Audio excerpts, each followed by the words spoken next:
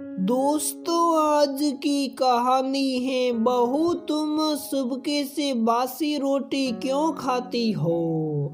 दोस्तों, कहानी शुरू करने से पहले अगर आपने हमारे चैनल को सब्सक्राइब नहीं किया है तो सब्सक्राइब कर लीजिए ताकि आपके पास पहुंचे हर नया वीडियो।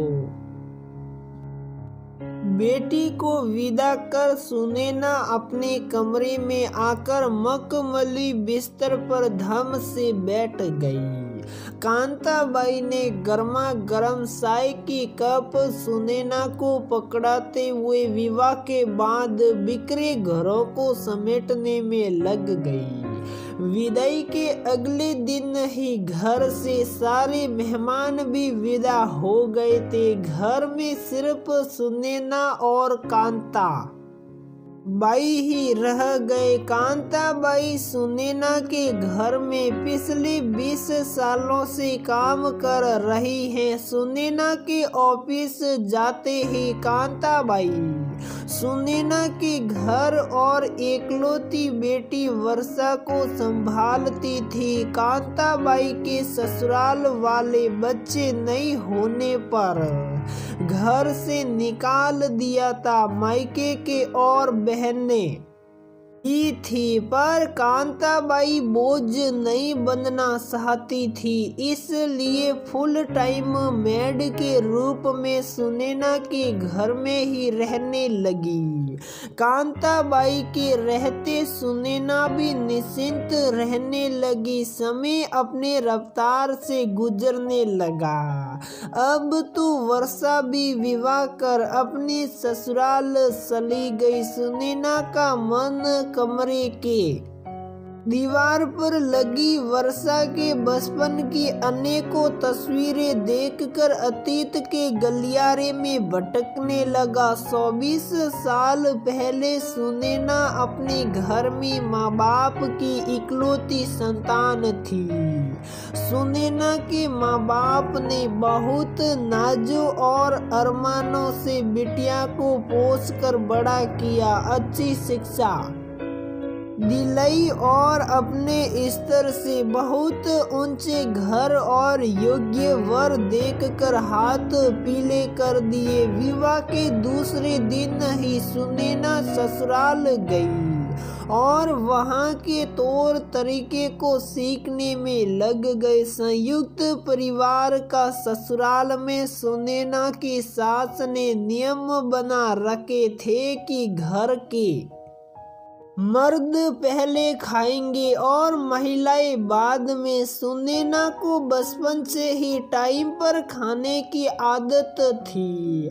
हर सुबह सुनैना की मम्मी 8 से 9 तक खिलाकर लंच पैक कर स्कूल कॉलेज के लिए भेज देती थी।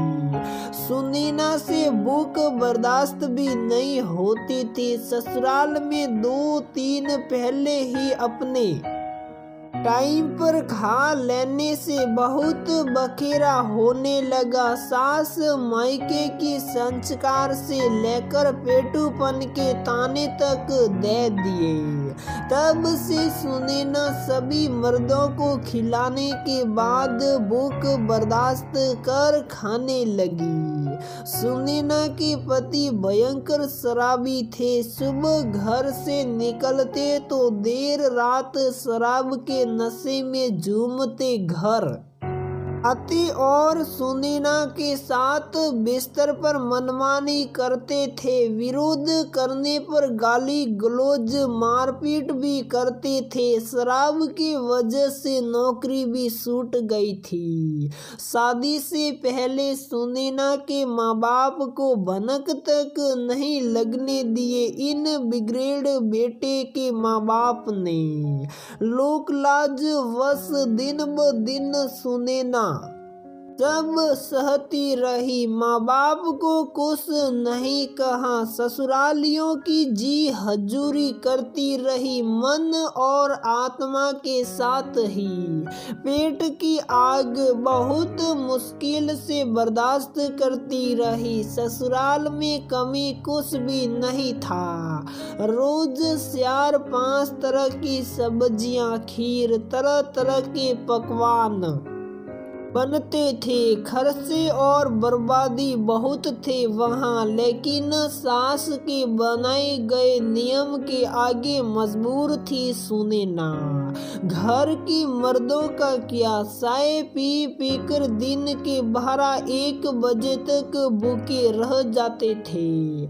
सुनैना तो चाय भी नहीं पीती थी, ऊपर से घर का सारा काम सुनैना से ही कराई जाती। कमरे का घर के सभी कमरे में रोज पोछा भी खुद से लगाती थी सुनैना। इसी कस में सुनैना अपने शराबी पति के हवस की शिकार बनी। महीनों बाद गर्भ में हलचल हुई। पति ने बताया तो कोई फर्क नहीं पड़ा। शराबी पति को सास ननद को बताया। सास ने बहुत काम करने को कहा ताकि नॉर्मल डिलीवरी हो, पर खाने का नियम वही, मर्दों को खाने के बाद। अब तो सुनैना भूख से सटपटा जाती थी। अपनी भूख से तो समझौता कर ही ली, पर गर्भ में पल रहे नन्हे जान के कारण सुनैना के अंदर का मातृत्व झकझोर उठा। एक मजबूर माँ किचन में खाना बनाते ही या फिर बासी रोटी सब्जी के ऊपर लपेटकर ब्लाउज के अंदर पेपर या प्लास्टिक में डालकर रखने लगी। मौका पाते कभी कमरे में तो कभी बाथरूम में, तो कभी पोछा लगाने के बहाने पलंग के नीचे बैठकर अपने और होने वाले बच्चे की आत्मा को तृप्त करने लगी। कभी मन आत्म गल्लाने से भर जाता कि पेट के लिए मैं चोरी कर महापाप तो नहीं कर रही हूँ, नहीं एक माँ होने की फर्ज ही तो निभा रही हूँ। ये पाप नहीं, बच्चे के लिए प्यार और फर्ज है जो सिर्फ हम इंसान ही नहीं सभी जीव करते हैं। आखिर कब तक चोरी कर आत्मा को तृप्त करती सुनैना, जिसका हम सफर भी शराबी और नकारा हो। अंत में बोझिल रिश्ते को माता पिता के सहयोग से हमेशा के लिए खत्म कर तलाक देकर निकल गई ससुराल रूपी नरक से। कुछ दिन मायके में रहकर फूल सी बच्ची वर्षा को जन्म दिया सुनैना ने। फिर अपने लिए अच्छा जॉब ढूंढकर हालातों से संघर्ष करते हुए अपनी बेटी की बेहतर परवरिश की। समय के साथ अपने कमाई पैसे से छोटा सा घर भी खरीदा, साथ ही किचन में खाने पीने की आज़ादी भी थी, खुद के लिए, बेटी के लिए, साथ ही कांता बाई के लिए। अब सुनैना अपने बलबूते अपनी जिंदगी बिना किसी सहारे और किसी के अपने हिसाब से जीने लगी। तो दोस्तों, हमारी ये कहानी यहीं पर समाप्त होती है। अगर आपको हमारी ये कहानी पसंद आती है तो प्लीज वीडियो को लाइक करें, शेयर करें और हमारे चैनल को सब्सक्राइब जरूर करें।